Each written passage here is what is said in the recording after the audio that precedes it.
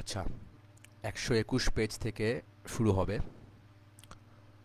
বস্তুত তারা সত্য কথাই বলেছিল। তারা প্রকৃতপক্ষে কিছুই জানত না। তারা যখন আল্লাহর শপথ করে কুরাইশদেরকে এসব বলে আশ্বস্ত করছিল, তখন আমরা একে অপরের মুখের দিকে তাকাচ্ছিলাম। এরপর মিনা থেকে লোকজন চলে গেলে কুরাইশরা ব্যাপারটা আরও গভীরভাবে অনুসন্ধান চালালো। শেষ পর্যন্ত তারা জানতে পারল যে ঘটনাটা সত্য। অতঃপর আউস ও খাজরাজ গোত্রের লোকদের সন্ধানে তারা চারদিকে ছুটাছুটি শুরু করলো।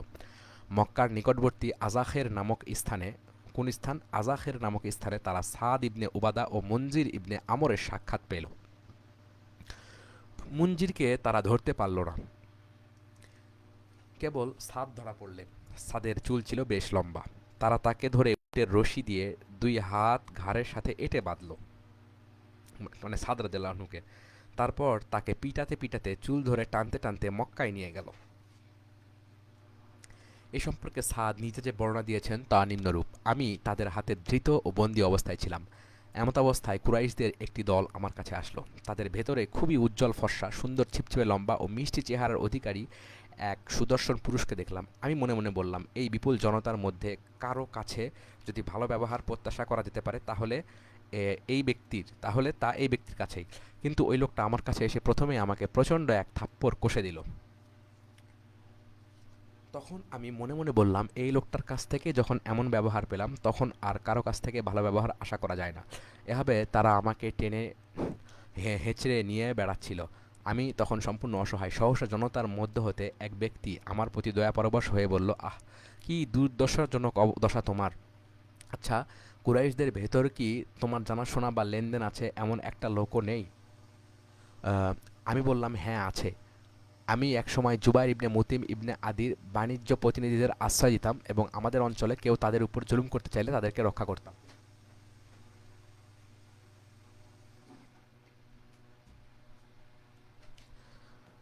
তাছাড়া হারেস ইবনে হারব ইবনে উমাইয়ার বাণিজ্য প্রতিনিধিদেরকেও সাহায্য করতাম। লোকটি বলল, তাহলে ওই দুজনের নাম উল্লেখ করে খুব উচ্চস্বরে ধ্বনি দাও। তাদের সাথে তোমার যে সম্পর্ক রয়েছে তা উল্লেখ করো। আমি সঙ্গে সঙ্গে ওই দুজনের নামে ধ্বনি দিলাম। আর ওই লোকটি তৎক্ষণাৎ জুবাইর ও হারেসের সন্ধানে ছুটে গেল এবং কাবার সন্নিকটে মসজিদুল হারামের মধ্যে তাদেরকে পেল। অতঃপর সে তাদেরকে বলল, মক্কার অদূরের সমভূমিতে খাজরাজের একটা লোককে এই মুহূর্তে ভীষণভাবে পিটানো হচ্ছে। সে মার খাচ্ছে আর তোমাদের দুজনের নাম উল্লেখ করে বলছে তার সাথে নাকি তোমাদের জানাশোনা আছে। জুবায়ের ও হারেস বলল, লোকটি কে? সে বলল, সাদ ইবনে উবাদা। তারা বলল, ঠিকই বলেছে। সে আমাদের ব্যবসায়ীদেরকে তাদের এলাকায় গেলে আশ্রয় দিত এবং জুলুম থেকে রক্ষা করত। অতঃপর উভয় এসে সাদকে জনতার হাত থেকে উদ্ধার করলো। অতঃপর সাদ চলে গেলেন। আকাবার শেষ বায়াত ও তার শর্তাবলী। আকাবার শেষ বায়াতটি সম্পন্ন হয় আল্লাহর তরফ থেকে সশস্ত্র যুদ্ধের অনুমতি লাভের পর। তাই যুদ্ধের অঙ্গীকার ছাড়া এ বায়াতের শর্তাবলী ছিল প্রথম বায়াতের শর্তাবলীর অনুরূপ। প্রথম বায়াত ছিল মক্কা বিজয়ের মহিলাদের বায়াতের অনুরূপ, কারণ প্রথম বায়াতের সময় আল্লাহ তার রাসূল সাল্লাল্লাহু আলাইহি ওয়াসাল্লামকে যুদ্ধের অনুমতি দেননি। তাই অনুমতি লাভের পর আকাবার শেষ বায়াতে রাসূলুল্লাহ সাল্লাল্লাহু আলাইহি সাল্লাম মুমিনদের নিকট থেকে যুদ্ধের ব্যাপারে এই মর্মে অঙ্গীকার গ্রহণ করেন যে তারা দুনিয়ার সকল কাফিরের বিরুদ্ধে যুদ্ধ পরিচালনা করবেন। তিনি তাদের উপর আল্লাহর পক্ষ থেকে অঙ্গীকারের শর্তাবলী আরোপ করেন এবং সেই শর্তাবলী সহ অঙ্গীকার পালন করলে তাদের জন্য জান্নাত রয়েছে বলে ঘোষণা করেন। উবাদা ইবনে সামিত রাদিয়াল্লাহু আনহু বর্ণনা করেন, আমরা রাসূলুল্লাহ সাল্লাল্লাহু আলাইহি ওয়াসাল্লামের সঙ্গে যুদ্ধের অঙ্গীকারে আবদ্ধ হলাম। সে অঙ্গীকারের শর্তাবলী ছিল এই: অবস্থা কঠিন কিংবা স্বাভাবিক যা হোক না কেন এবং স্বেচ্ছায় হোক কিংবা অনিচ্ছায় হোক, নেতার আনুগত্য করব ও নির্দেশ মেনে চলব। আমরা আমাদের মুহাজির মুসলিম ভাইকে সব বিষয়ে অগ্রাধিকার প্রদান করব। দায়িত্বশীল নেতার সাথে তার কর্তৃত্বাধীন বিষয়ে কলহ করব না এবং যেখানেই থাকি না কেন আমরা সর্বদা সত্য ন্যায়ের পক্ষে কথা বলবো এবং আল্লাহর দিনের ব্যাপারে কোনো তিরস্কারের পরোয়া করব না। সশস্ত্র যুদ্ধের নির্দেশ লাভ। আকাবার বায়াতের পূর্বে রাসূলুল্লাহ সাল্লাল্লাহু আলাইহি সাল্লামকে যুদ্ধের বা প্রয়োজনে রক্তপাত ঘটানোর অনুমতি দেওয়া হয়নি। তখন পর্যন্ত তাকে শুধু আল্লাহর দিনের দাওয়াত দেওয়া, জুলুম নির্যাতনের ধৈর্য ধারণ করা এবং অজ্ঞ লোকদেরকে ক্ষমা করার নির্দেশ দেওয়া হচ্ছিল। রাসূলুল্লাহ সাল্লাল্লাহু আলাইহি ওয়াসাল্লামকে অনুসরণকারী যেসব লোককে ঘরবাড়ি ত্যাগ করতে হয়েছিল তাদের উপরে কুরাইশরা চরম ও নিষ্ঠুর নির্যাতন চালিয়েছিল। অসহ্য নির্যাতনের শিকার হয়ে কেউ কেউ ইসলাম ত্যাগ করতেও বাধ্য হয়েছিল। কুরাইশরা বেশ কিছু সংখ্যক ঈমানদারদেরকে দেশ থেকে বিতাড়িত করেছিল। এভাবে মুসলমানদের কেউ বা অমানসিক নির্যাতনের শিকার হয়েছিল, কেউ বা ইসলাম পরিত্যাগ করেছিল, কেউ বা দেশ ত্যাগ করেছিল। তাদের মধ্যে অনেকে হাবশায় এবং অনেকে মদিনায় হিজরাত করেছিল। এভাবে সব দিক দিয়েই মুসলমানরা যখন লাঞ্ছিত ও সর্বশান্ত, কুরাইশরা খোদাদ্রোহিতার শেষ সীমায় উপনীত এবং তার নবী প্রত্যাখ্যাত, তখনই আল্লাহ তার রাসূলকে সশস্ত্র যুদ্ধ পরিচালনা এবং জালিম খোদাদ্রোহীদেরকে পর্যুস্ত করার অনুমতি দিলেন। উরওয়া ইবনে জুবাইর ও অন্যান্য বর্ণনাকারীদের নিকট থেকে আমি যা জানতে পেরেছি, তদনুসারে আল্লাহর বিধানকে প্রতিষ্ঠা ও ঈমানদারদের প্রতিরক্ষার জন্য সশস্ত্র যুদ্ধ ও রক্তপাত বৈধ ঘোষণা করে সর্বপ্রথম যে আয়াতগুলো নাজিল হয় তা হলো উদিনা লিল্লাযিনা ইউকাতিলুনা বিআন্নাহুম যুলিমু। আচ্ছা, যাদের বিরুদ্ধে লড়াই করা হচ্ছে তাদেরকে যুদ্ধের অনুমতি দেওয়া গেল, কারণ তারা মাজলুম। বস্তুত আল্লাহ তাদেরকে সাহায্য করার মতো ক্ষমতাশালী। তারা সেই সব লোক যাদেরকে শুধু আমাদের প্রতিপালক আল্লাহ এই কথাটুকু বলার কারণে সম্পূর্ণ অন্যায়ভাবে ঘর থেকে তাড়িয়ে দেওয়া হয়েছে। আচ্ছা, আই ইয়াকুলু রব্বুনা আল্লাহ, হ্যাঁ, সে কথা বলছে আল্লাযীনা উখরিজু মিন দিয়ারিহিম বিগাইরি হাক্কিন ইল্লা আন ইয়াকুলু রব্বুনা আল্লাহ, মানে শুধুমাত্র এই কথাটা বলার কারণেই তাদেরকে ঘর থেকে বের করে দেওয়া হয়েছে অন্যায়ভাবে। আল্লাহ যদি একদল মানুষকে আরেক দল দিয়ে দমন করার ব্যবস্থা না রাখলেন, তাহলে মন্দির, গির্জা, সব ইবাদতখানা ও মসজিদ সমূহ যেখানে বেশি করে আল্লাহর নাম স্মরণ করা হয়ে থাকে ধ্বংস করে দেওয়া হতো। আল্লাহকে যে সাহায্য করবে, আল্লাহ অবশ্যই তাকে সাহায্য করবেন। বস্তুত আল্লাহ শক্তিশালী ও মহাপ্রতাপান্বিত। তারা সেই সব লোক যাদের আমি পৃথিবীতে ক্ষমতা ও সুযোগ দিলেই নামাজ কায়েম করবে, জাকাত দেবে, ন্যায় সত্যকে প্রতিষ্ঠা করবে এবং অন্যায় অসত্যকে প্রতিরোধ করবে। আল্লাহর হাতেই সব কিছু চূড়ান্ত পরিণতি। সূরা হজ 39-41। ওয়ালিল্লাহি আকিবাতুল উমুর। নবী সাল্লাল্লাহু আলাইহি ওয়াসাল্লাম সাহাবায়ে কিরামের ওপর জুলুম নির্যাতন হওয়ার কারণে আমি তাদের জন্য সশস্ত্র যুদ্ধ বৈধ করেছি। তারা মানুষের প্রতি কোনো অপরাধ বা পাপ করেনি। তারা যখনই বিজয়ী হবে তখনই নামাজ কায়েম করবে, জাকাত দেবে, ভালো কাজ আদেশ করবে, মন্দ কাজ প্রতিহত করবে। এরপর আল্লাহ তাআলা আবার নাজিল করেন ওয়াকাতিলুহুম হাত্তা লা তাকুনা ফিতনা, তাদের সাথে যুদ্ধ চালিয়ে যাও যাতে কোনো মুমিনকে আর তার দিন পরিত্যাগ করতে বাধ্য করা না হয় এবং একমাত্র আল্লাহর আনুগত্য অবশিষ্ট থাকে। সূরা বাকারা। অর্থাৎ একমাত্র আল্লাহ ইবাদত বা দাসত্ব করা হয়, অন্য কারো নয়। মুসলমানদেরকে মদিনায় হিজরত করার অনুমতি দান। আল্লাহর তরফ থেকে রাসূলুল্লাহ সাল্লাল্লাহু আলাইহি ওয়াসাল্লামকে যখন যুদ্ধের অনুমতি দেওয়া হলো আর মদিনাবাসীদেরকে উপরোক্ত দলটি ইসলামী বিধানের অনুসরণ এবং নবী সাল্লাল্লাহু আলাইহি ওয়াসাল্লাম ও তার অনুসারীদের সর্বাত্মক সাহায্য সহযোগিতা দানের ব্যাপারে অঙ্গীকারাবদ্ধ হলো, তখন রাসূলুল্লাহ সাল্লাল্লাহু আলাইহি ওয়াসাল্লাম সেই সব মুসলমানকে মদিনায় হিজরত করে তাদের আনসার ভাইদের কাছে চলে যাওয়ার নির্দেশ দিলেন, যারা ইতিমধ্যে নিজ নিজ গোত্রকে ত্যাগ করে ছিন্নমূল অবস্থায় এখানে সেখানে অবস্থান করছিলেন। যারা মক্কায় তার সাথে ছিলেন তাদেরকেও তিনি একই নির্দেশ দিলেন। তিনি তাদেরকে বললেন, আল্লাহ তাআলা তোমাদের জন্য একটি নিরাপদ আবাসভূমি ও কিছু সংখ্যক ভাই সংগ্রহ করে দিয়েছেন। ফলে মুসলমানগণ দলে দলে হিজরত করতে শুরু করলেন। আর রাসূলুল্লাহ সাল্লাল্লাহু আলাইহি ওয়াসাল্লাম নিজে মক্কা ত্যাগ করে মদিনায় হিজরতের জন্য আল্লাহর নির্দেশের অপেক্ষায় মক্কায় অবস্থান করতে লাগলেন। মদিনায় হিজরতকারী মুসলমানদের বিবরণ। রাসূলুল্লাহ সাল্লাল্লাহু আলাইহি ওয়াসাল্লাম সাহাবীদের মধ্যে কুরাইশ বংশীয় প্রথম মুহাজির ছিলেন। মানে রাসূল সাল্লাল্লাহু আলাইহি ওয়াসাল্লামের সাহাবীদের মধ্যে কুরাইশ বংশীয় প্রথম মুহাজির ছিলেন বনু মাখজুম গোত্রের আবু সালামা ইবনে আবুল আসাদ। আকাবার বায়াতের ১ বছর আগে তিনি মদিনায় হিজরত করেন। ইতিপূর্বে তিনি আবিসিনিয়া থেকে মক্কায় রাসূলুল্লাহ সাল্লাল্লাহু আলাইহি ওয়াসাল্লামের কাছে ফিরে আসেন। এই সময় কুরাইশরা তাকে উৎপীড়ন করতে লাগলো। তিনি মদিনাবাসীদের ইসলাম গ্রহণের খবর শুনতে পেলেন এবং তার সাথে হিজরত করে চলে গেলেন। আবু সালামার পর আমের ইবনে রবিয়া এবং মদিনায় তার স্ত্রী লাইলা বিনতে আবু হাসমা মদিনায় হিজরত করেন। তারপর আবদুল্লাহ ইবনে জাহাশ তার পরিবার পরিজন ও ভাই আবদ ইবনে জাহাশকে সাথে নিয়ে হিজরত করেন। তার ভাইয়ের আরেক নাম ছিল আবু আহমদ। তার দৃষ্টিশক্তি ছিল ক্ষীণ। তা সত্ত্বেও তিনি কারো সাহায্য ছাড়াই মক্কার উচ্চ ও সমতল এলাকায় ঘুরে বেড়াতেন। তিনি ছিলেন একজন কবি। এরপর হযরত ওমর ইবনে খাত্তাব রাদিয়াল্লাহু আনহু ও আয়েশ ইবনে আবু রবিয়া মাখজুমি হিজরত করে মদিনায় চলে যান। অতঃপর ব্যাপক হারে মুসলমানগণ মদিনায় হিজরত করতে থাকেন। রাসূলুল্লাহ সাল্লাল্লাহু আলাইহি ওয়াসাল্লামের হিজরত। সাহাবীগণ হিজরত করে মদিনায় চলে যাওয়ার পর রাসূলুল্লাহ সাল্লাল্লাহু আলাইহি ওয়াসাল্লামের হিজরতের ব্যাপারে আল্লাহ তাআলার নির্দেশের অপেক্ষায় মক্কায় থেকে গেলেন। এ সময় আলী ইবনে আবু তালেব, আবু বকর সিদ্দিক ও মুষ্টিমেয় কজন সাহাবা ছাড়া আর কেউ মক্কায় ছিলেন না। অন্য যারা ছিল তারা হয় কাফিরদের হাতে বন্দী ছিল নতুবা ইসলাম ত্যাগ করতে বাধ্য হয়েছিল। আবু বকর রাদিয়াল্লাহু আনহু প্রায়ই রাসূলুল্লাহ সাল্লাল্লাহু আলাইহি ওয়াসাল্লামের নিকট হিজরত করার অনুমতি চাইতেন, কিন্তু রাসূলুল্লাহ সাল্লাল্লাহু আলাইহি ওয়াসাল্লাম তাকে বলতেন, তুমি তাড়াহুড়ো করো না, হয়তো আল্লাহ তোমাকে একজন সাথী জুটিয়ে দেবেন। রাসূলুল্লাহ সাল্লাল্লাহু আলাইহি ওয়াসাল্লামই তার হিজরতের সঙ্গী হন। হযরত আবু বকর সিদ্দিক রাদিয়াল্লাহু আনহু এরপর থেকে তাই কামনা করতেন। কুরাইশরা যখন দেখল যে অন্যত্র তাদের গোত্রের বাইরের বহু লোক রাসূলুল্লাহ সাল্লাল্লাহু আলাইহি ওয়াসাল্লামের অনুসারী হয়েছে এবং তার সঙ্গীরা তাদের কাছে হিজরত করে চলে যাচ্ছে, তখন তারা বুঝতে পারল যে নবী সাল্লাল্লাহু আলাইহি ওয়াসাল্লাম ও তার সহচরগণ একটা নিরাপদ আবাসভূমি পেয়ে গেছেন। তাই তারা রাসূলুল্লাহ সাল্লাল্লাহু আলাইহি ওয়াসাল্লামের দেশ ত্যাগের ব্যাপারে সতর্ক হয়ে গেল। তারা ভাবল যে তিনি তাদের সাথে যুদ্ধ করার প্রস্তুতি সম্পূর্ণ করেছেন। এ ব্যাপারে পরামর্শ করার জন্য তারা তাদের পরামর্শ গৃহ দারুন নাদওয়ায় সমবেত হলো। এই গৃহটি ছিল কুসাই ইবনে কিলাবের বাড়ি। কুরাইশরা যে কোনো সিদ্ধান্ত নিতে এখানেই সমবেত হতো। এবার তারা রাসূলুল্লাহ সাল্লাল্লাহু আলাইহি ওয়াসাল্লামের ভয়ে ভীত হয়ে তার ব্যাপারে কি করা যায় তাই নিয়ে আলোচনা করতে বসলো। আব্দুল্লাহ ইবনে আব্বাস রাদিয়াল্লাহু বলেন, রাসূলুল্লাহ সাল্লাল্লাহু আলাইহি ওয়াসাল্লামের ব্যাপারে একটা চূড়ান্ত সিদ্ধান্ত নেওয়ার জন্য তারা নির্ধারিত দিনে সেখানে সমবেত হলো। এই দিনকে গণসমাবেশ দিবস নামে অভিহিত করা হয়ে থাকে। তাদের সমাবেশ গৃহে ঢুকবার পথে ইবলিস কম্বল আচ্ছাদিত এক বৃদ্ধের বেশে তাদের সামনে এসে দাঁড়ালো। সে ঠিক দরজার সামনে দাঁড়িয়ে ছিল। তাকে দেখে সবাই বলল, বৃদ্ধ এই লোকটিকে। সে বলল, আমি নাজদের অধিবাসী।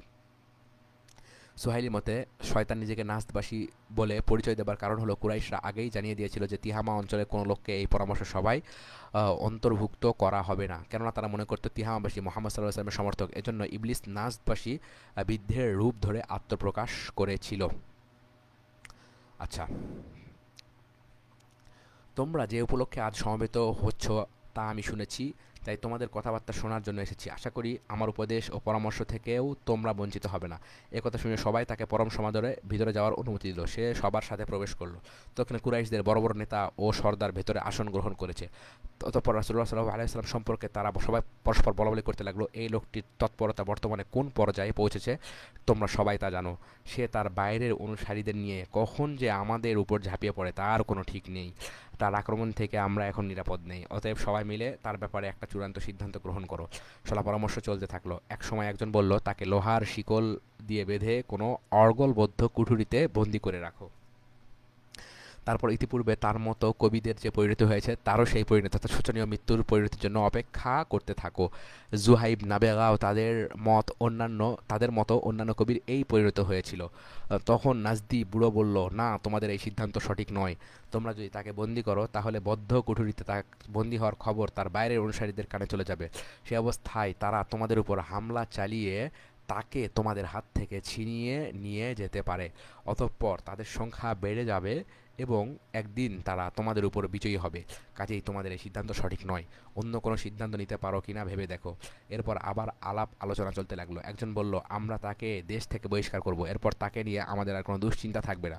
সে একবার আমাদের কাছ থেকে চলে গেলে কোথায় গেল বা কোথায় থাকলো আমরা তার কোনো পরোয়া করব না। সে চলে গেলে আমরা তার ঝামেলা থেকে মুক্ত হয়ে যাব। এরপর আমাদের পারস্পরিক মৈত্রী ও বন্ধুত্ব এবং অন্যান্য ব্যাপারে আমরা নিজেরাই শুধরে স্বাভাবিক করে নিতে পারবো। নাজদের বিদ্রোহ বলল, না, এটাও সঠিক সিদ্ধান্ত হলো না। তোমরা কি তার অনুপম বাচনভঙ্গি, মিষ্ট ভাষা, যুক্তিগ্রাহ্য কথা এবং তথাকথিত ওহির মাধ্যমে প্রাপ্ত মন মগজ আচ্ছন্নকারী ব্যাপারগুলো দেখোনি? তোমরা যদি এই পদক্ষেপ নাও তাহলে এমনও হতে পারে যে সে অন্য কোনো আরব গোত্রে গিয়ে হাজির হবে আর তার মিষ্ট ও হৃদয়গ্রাহী কথা দিয়ে তাদের উপর প্রাধান্য বিস্তার করবে এবং তারা তার অনুসারী হয়ে যাবে। অতঃপর তাদের নিয়ে তোমাদের উপর হামলা চালিয়ে তোমাদের দেশ দখল করে তোমাদের হাত থেকে কর্তৃত্ব ছিনিয়ে নেবে। তারপর তোমাদের সাথে সে যেমন খুশি আচরণ করবে। তোমরা এটা বাদ দিয়ে অন্য কোনো সিদ্ধান্ত গ্রহণ করো। এরপর আবু জাহাল বলল, আমার একটা মত আছে যা এতক্ষণ পর্যন্ত তোমাদের কারো মাথায় আসেনি। সবাই বলল, বলো দেখি আবুল হাকাম, তোমার মত কি? সে বলল, আমাদের প্রত্যেক গোত্র থেকে একজন শক্তিশালী সম্ভ্রান্ত যুবক বাছাই করতে হবে। তারপর তাদের প্রত্যেককে আমরা একটা করে ধারালো তরবারি দেব। ওই যুবকেরা একযোগে হামলা চালিয়ে মুহাম্মাদকে হত্যা করবে। এভাবে আমরা তার থেকে নিস্তার পেতে পারি। আর তারা সবাই মিলে যখন এই কাজটা করবে তখন মুহাম্মাদের খুনের দায় দায়িত্ব সকল গোত্রের ঘাড়েই কিছু না কিছু পড়বে। ফলে আব্দে মানাফ গোষ্ঠী সমগ্র জাতির বিরুদ্ধে লড়াই করে খুনের প্রতিশোধ নিতে পারবে না, রক্তপণ নিয়ে সন্তুষ্ট হতে বাধ্য হবে। আমরা সকল গোত্র মিলে তাদেরকে রক্তপণ দিয়ে দেব। নাজদের বৃদ্ধ বলল, এটাই সঠিক সিদ্ধান্ত। আমি মনে করি এর চেয়ে ভালো সিদ্ধান্ত আর হতে পারে না। এই সিদ্ধান্ত গৃহীত হলে পরামর্শ সভার সমাপ্তি ঘোষণা করা হলো এবং সবাই যার যার বাড়িতে চলে গেল। তৎক্ষণাৎ জিবরিল আলাইহিস সালাম রাসূলুল্লাহ সাল্লাল্লাহু আলাইহি ওয়াসাল্লামের কাছে এসে তাকে বললেন, আপনি প্রতিদিন যে বিছানায় ঘুমান আজ রাতে সেই বিছানায় ঘুমাবেন না। রাতের 1/3 অতিক্রান্ত হলে নির্ধারিত ঘাতকের দল রাসূলুল্লাহ সাল্লাল্লাহু আলাইহি ওয়াসাল্লামের ঘরের দরজায় এসে সমবেত হয়ে ওঁৎ পেতে থাকলো। তিনি কখন ঘুমান তারা তার প্রতীক্ষা করতে লাগলো। ঘুমন্ত অবস্থায় তার উপর হামলা চালাবে এই তাদের বাসনা। রাসূলুল্লাহ সাল্লাল্লাহু আলাইহি ওয়াসাল্লাম তাদের উপস্থিতি বুঝতে পেরে আলী ইবনে আবু তালেব রাদিয়াল্লাহু আনহুকে বললেন, তুমি আমার বিছানায় ঘুমাও এবং আমার এই সবুজ হাজরা মাউতি চাদর দিয়ে আপাদ মস্তক আবৃত করে রাখো। তোমার উপর তাদের দিক থেকে কোনো আঘাত আসবে না, এ ব্যাপারে তুমি নিশ্চিত থাকো। রাসূলুল্লাহ সাল্লাল্লাহু আলাইহি ওয়াসাল্লাম ঘুমাবার সময় ওই চাদরটি গায়ে জড়িয়ে নিতেন। মুহাম্মদ ইবনে কাব আল কারজি বলেন, ঘাতক দলে আবু জাহেলও ছিল। ঘাতকরা রাসূলুল্লাহ সাল্লাল্লাহু আলাইহি ওয়াসাল্লামের বাড়ির দরজায় জমায়েত হলে আবু জাহেল তাদেরকে বলল, মুহাম্মদ সাল্লাল্লাহু আলাইহি ওয়াসাল্লাম বলে যে তোমরা যদি তার অনুসরণ করো তাহলে তোমরা আরব অনারব সবার রাজা হয়ে যাবে, আর মৃত্যুর পর তোমাদেরকে পুনরুজ্জীবিত করা হবে এবং তোমাদের জন্য জর্ডানের বাগ বাগিচার মতো অসংখ্য বাগ বাগিচা তৈরি করে দেওয়া হবে। কিন্তু যদি তার অনুসরণ না করো তাহলে তোমরা ধ্বংস ও নির্মূল হয়ে যাবে, মৃত্যুর পর পুনরুজ্জীবিত করে তোমাদেরকে আগুনে পুরানো হবে। ঠিক সেই মুহূর্তেই রাসূলুল্লাহ সাল্লাল্লাহু আলাইহি সাল্লাম বেরিয়ে তাদের সামনে আসলেন। তিনি এক মুষ্টি ধুলি হাতে নিলেন। তারপর আবু জাহেলকে লক্ষ্য করে বলতে লাগলেন, হ্যাঁ আমি একথা বলি এবং যাদেরকে আগুনে পোড়ানো হবে তুমিও তাদেরই একজন। এই সময় আল্লাহ তাদের দৃষ্টিশক্তি ছিনিয়ে নিলেন, ফলে তারা তাকে দেখতে পেল না। তিনি ওই ধুলি তাদের মাথার উপর ছড়িয়ে দিতে লাগলেন। তিনি তখন সূরা ইয়াসিনের নিম্নোক্ত আয়াতসমূহ পড়ছিলেন। আচ্ছা, প্রথম যে ৯ আয়াত, ঠিক আছে, এই আয়াত কয়টি পড়তে পড়তে তিনি তাদের প্রত্যেকের মাথার ধুলি নিক্ষেপ করলেন, অতঃপর নিজের ইচ্ছা মতো একদিকে চলে গেলেন। কিছুক্ষণ পর বাইরের এক ব্যক্তি তাদের কাছে এসে জিজ্ঞেস করলো, তোমরা এখানে কি জন্য অপেক্ষা করছো? তারা বলল, আমরা মুহাম্মাদের অপেক্ষায় আছি। সে বলল, আল্লাহ তোমাদেরকে ব্যর্থ করে দিয়েছেন, মুহাম্মদ তো তোমাদের সামনে দিয়েই বেরিয়ে গেল, আর সে তোমাদের প্রত্যেকের মাথায় ধুলি নিক্ষেপ করেছে, তারপর নিজের কাজে বেরিয়ে গেছে। তোমাদের মাথায় কি রয়েছে তা কি দেখতে পাচ্ছ না? তখন প্রত্যেকে মাথায় হাত দিয়ে দেখলো ধুলিতে মাথা আচ্ছন্ন হয়ে আছে। অতঃপর তারা গৃহ তল্লাশি শুরু করলো। রাসূলুল্লাহ সাল্লাল্লাহু আলাইহি ওয়াসাল্লাম চাদর গায়ে দিয়ে আলী রাদিয়াল্লাহু আনহুকে বিছানায় শায়িত দেখে বলল, এই তো মুহাম্মদ চাদর গায়ে দিয়ে শুয়ে আছে। তাই তারা ভোর পর্যন্ত অপেক্ষায় রইল। সকালে আলী রাদিয়াল্লাহু আনহু বিছানা থেকে উঠলে তাকে দেখে সবাই বলে উঠল, লোকটা তো তাহলে ঠিকই বলেছে যে মুহাম্মদ চলে গেছে। ইবনে ইসহাক বলেন, আবু বকর ছিলেন খুব ধনবান ব্যক্তি। তিনি রাসূলুল্লাহ সাল্লাল্লাহু আলাইহি ওয়াসাল্লামের কাছে হিজরতের অনুমতি চাইলেন। রাসূলুল্লাহ সাল্লাল্লাহু আলাইহি ওয়াসাল্লাম তাকে বলতেন, তুমি তাড়াহুড়া করো না, আল্লাহ হয়তো তোমাকে একজন সহযাত্রী জুটিয়ে দেবেন। আবু বকর একথা শুনে ভাবতেন যে রাসূলুল্লাহ সাল্লাল্লাহু আলাইহি ওয়াসাল্লাম হয়তো নিজের কথাই বলেছেন। তাই তিনি তখন থেকেই দুটো ইট কিনে নিজের বাড়িতে রেখেছিলেন। হিজরতের পূর্ব প্রস্তুতি স্বরূপ তিনি এই কাজ করেছিলেন। আয়েশা রাদিয়াল্লাহু আনহা বর্ণনা করেছেন, রাসূলুল্লাহ সাল্লাল্লাহু আলাইহি ওয়াসাল্লাম আবু বকরের বাড়িতে সকালে হোক বা বিকালে দিনে অন্তত একবার যেতে ভুলতেন না। সেই দিনটা এসে উপনীত হলো যেদিন রাসূলুল্লাহ সাল্লাল্লাহু আলাইহি ওয়াসাল্লাম মক্কার স্বগোত্রীয়দেরকে ছেড়ে হিজরত করে চলে যাওয়ার অনুমতি দেওয়া হলো। সেদিন তিনি দুপুরে আমাদের বাড়িতে আসলেন। ওই সময় তিনি কখনো আসতেন না। তাকে দেখে আবু বকর বললেন, নিশ্চয়ই কিছু ঘটেছে, তা না হলে রাসূলুল্লাহ সাল্লাল্লাহু আলাইহি ওয়াসাল্লাম এই সময় আসতেন না। তিনি বাড়িতে প্রবেশ করলে আবু বকর রাদিয়াল্লাহু আনহু তার খাটের এক ধারে সরে বসলেন। আবু বকরের বাড়িতে তখন আমি আর আমার বোন আসমা বিনতে আবু বকর ছাড়া আর কেউ ছিল না। রাসূলুল্লাহ সাল্লাল্লাহু আলাইহি সাল্লাম বললেন, তোমার এখানে অন্য যারা আছে তাদেরকে আমার কাছ থেকে সরিয়ে দাও। আবু বকর রাদিয়াল্লাহু আনহু বললেন, হে আল্লাহর রাসূল, আমার 2 মেয়ে ছাড়া আর কেউ এখানে নেই। আমার পিতামাতা আপনার জন্য কুরবান হোক, আপনার কি হয়েছে আমাকে বলুন। রাসূলুল্লাহ সাল্লাল্লাহু আলাইহি সাল্লাম বললেন, আল্লাহ আমাকে মক্কা থেকে চলে যাওয়ার ও হিজরত করার অনুমতি দিয়েছেন। আবু বকর রাদিয়াল্লাহু আনহু বললেন, আমিও কি সঙ্গে যেতে পারবো? রাসূলুল্লাহ সাল্লাল্লাহু আলাইহি সাল্লাম বললেন, হ্যাঁ তুমিও সঙ্গে যেতে পারবে। আয়েশা রাদিয়াল্লাহু আনহা বলেন, সেদিনের আগে আমি জানতাম না যে মানুষ আনন্দের আতিশয্যেও কাঁদতে পারে। আমি আবু বকর রাদিয়াল্লাহু আনহুকে সেদিন কাঁদতে দেখেছি। অতঃপর আবু বকর রাদিয়াল্লাহু আনহু বলেন, হে আল্লাহর রাসূল, এই দেখুন আমি এই উট দুটো এই কাজের জন্যই প্রস্তুত করে রেখেছি। অতঃপর তারা আব্দুল্লাহ ইবনে উরাইকিদকে আরাকাতকে পথ দেখিয়ে নেওয়ার জন্য ভাড়া করে সাথে নিলেন। সে ছিল মুশরিক। উর্দু তার কাছে রেখে দিলেন। সে নির্ধারিত সময়ের জন্য উর্দুরির দেখাশোনা ও তত্ত্বাবধান করতে থাকলো। ইবনে ইসহাক বলেন, রাসূলুল্লাহ সাল্লাল্লাহু আলাইহি ওয়াসাল্লামের মক্কা ত্যাগের সময় তার মক্কা ত্যাগের কথা শুধুমাত্র আলী ইবনে আবু তালেব রাদিয়াল্লাহু আনহু, আবু বকর সিদ্দিক রাদিয়াল্লাহু আনহু, আবু বকরের পরিবার পরিজন ছাড়া আর কেউ জানতো না। আলীকে ব্যাপারটা রাসূলুল্লাহ সাল্লাল্লাহু আলাইহি ওয়াসাল্লাম নিজেই জানিয়েছিলেন। তিনি তাকে মক্কায় কিছুদিন থাকতে বলেছিলেন। মক্কার লোকেরা রাসূলুল্লাহ সাল্লাল্লাহু আলাইহি ওয়াসাল্লামের কাছে নানা রকমের জিনিস গচ্ছিত রাখত। যারা কোনো জিনিস নিজেদের কাছে রাখা নিরাপদ মনে করতো না, তারা তা রাসূলুল্লাহ সাল্লাল্লাহু আলাইহি ওয়াসাল্লামের নিকট আমানত রাখত, কারণ তার সততা ও আমানতদারিতার কথা সবার জানা ছিল। রাসূলুল্লাহ সাল্লাল্লাহু আলাইহি ওয়াসাল্লাম হিজরতের পর ওই আমানত ফেরত দেওয়ার জন্য তিনি আলী রাদিয়াল্লাহু আনহুকে দায়িত্ব অর্পণ করেন এবং তাকে মক্কা আরও কিছুদিন থাকার নির্দেশ দেন। এবার আবু বকর সিদ্দিক রাদিয়াল্লাহু আনহু বাড়ি থেকে বের হবার পালা। রাসূলুল্লাহ সাল্লাল্লাহু আলাইহি সাল্লাম বের হওয়ার সিদ্ধান্ত নিয়ে আবু বকর রাদিয়াল্লাহু আনহুর কাছে আসলেন। তারপর আবু বকরের ঘরের পেছনের জানালা দিয়ে উভয়ে বের হলেন। অতঃপর তারা মক্কা নিম্নভূমিতে অবস্থিত সাওর পর্বতের একটি গুহার পাশে গিয়ে তার ভেতরে প্রবেশ করলেন। আবু বকর তার ছেলে আব্দুল্লাহকে বলে গেলেন, দিনের বেলায় লোকেরা তাদের সম্পর্কে কিছু বলাবলি করে কিনা তা যেন সে মনোযোগ দিয়ে শোনে এবং সন্ধ্যার সময় তাদের কাছে গিয়ে সব কথা জানায়। মুক্তিপ্রাপ্ত গোলাম ও পরে স্বেচ্ছায় মজুরির ভিত্তিতে কর্মরত ভৃত্য আমের ইবনে ফুহাইরাকে নির্দেশ দিয়ে গেলেন সে যেন দিনের বেলায় তার মেষপাল চড়ায়, অতঃপর সেগুলোকে সাওর পর্বতের ওই গুহার কাছে ছেড়ে দেয় এবং সন্ধ্যার সময় পর্বত গুহায় তাদের সাথে দেখা করে। আসলাম বিন আবু বকর প্রতিদিন সন্ধ্যার সময় তাদের জন্য খাবার নিয়ে যেতেন। হাসান বসরি রহিমাহুল্লাহ ইবনে হিশাম থেকে বর্ণনা করেন, রাসূলুল্লাহ সাল্লাল্লাহু আলাইহি ওয়াসাল্লাম ও আবু বকর রাদিয়াল্লাহু আনহু সাওর পর্বত গুহায় পৌঁছেন রাতে। রাসূলুল্লাহ সাল্লাল্লাহু আলাইহি ওয়াসাল্লাম প্রবেশের আগে আবু বকর রাদিয়াল্লাহু আনহু গুহায় প্রবেশ করলেন। সেখানে কোনো হিংস্র প্রাণী বা সাপ আছে কিনা তা ভালো করে দেখে নিলেন। রাসূলুল্লাহ সাল্লাল্লাহু আলাইহি ওয়াসাল্লামকে বিপদমুক্ত রাখার উদ্দেশ্যে তিনি এরূপ ঝুঁকি নিয়েছিলেন। আবু বকর রাদিয়াল্লাহু আনহুকে সাথে নিয়ে রাসূলুল্লাহ সাল্লাল্লাহু আলাইহি ওয়াসাল্লাম সাওর পর্বত গুহায় ৩ দিন অবস্থান করেন। এদিকে কুরাইশরা হাতছাড়া হয়ে যাওয়া রাসূলুল্লাহ সাল্লাল্লাহু আলাইহি ওয়াসাল্লামকে ধরিয়ে দেওয়ার জন্য ১০০ উট পুরস্কার ঘোষণা করল। আব্দুল্লাহ ইবনে আবু বকর সারাদিন কুরাইশদের সাথে মিলেমিশে থাকতেন এবং তাদের সলাপ পরামর্শ শুনতেন। তারা তাদের উভয়ের সম্পর্কে যে যা বলতো বা মন্তব্য করতো তাও শুনতেন। অতঃপর সন্ধ্যার সময় তাদের কাছে গিয়ে সারাদিনের যাবতীয় খবর জানাতেন। আর ভৃত্য আমির ইবনে ফুহাইরা মক্কাবাসীদের পশুপালের সাথেই আবু বকরের পেশপাল চড়িয়ে বেড়াতো, কিন্তু সন্ধ্যা হলেই সেগুলোকে সাওর পর্বতের গুহার নিকট নিয়ে যেয়ে ছেড়ে দিত। তখন তারা উভয়ে মেষের দুধ দহন করতেন অথবা জবাই করতেন। আব্দুল্লাহ ইবনে আবু বকর সকালে সাওর পর্বত গুহা থেকে বেরিয়ে মক্কায় যেতেন, তখন আমির ইবনে ফুহাইরা তার মেষপাল নিয়ে পিছু পিছু যেতেন যাতে তার পদচিহ্ন মুছে যায়। এভাবে ৩ দিন অতিবাহিত হলে তাদের সম্পর্কে মক্কাবাসীদের হইচই ধীরে ধীরে থিতিয়ে আসলো। তখন আব্দুল্লাহ ইবনে আরাকাত নিজে একটি উটে চড়ে রাসূলুল্লাহ সাল্লাল্লাহু আলাইহি ওয়াসাল্লাম ও আবু বকর রাদিয়াল্লাহু আনহু উট দুটিকে নিয়ে সাওর পর্বত গুহায় হাজির হলো। আসমা বিনতে আবু বকর রাদিয়াল্লাহু আনহু পথের খাবার নিয়ে তাদের কাছে আসলো, কিন্তু খাবার ঝুলিয়ে বেঁধে দেওয়ার মতো কোনো রশি আনতে ভুলে গিয়েছিল। উভয়ে রওনা হলেন। আসমা খাবার ঝোলানোর চেষ্টা করলো, কিন্তু দেখলো কোনো রশি নেই। অগত্যা সে নিজের কোমর বন্ধনী খুলে তা ফেড়ে রশি বানিয়ে খাবার বেঁধে ঝুলিয়ে দিল। আত্মত্যাগ।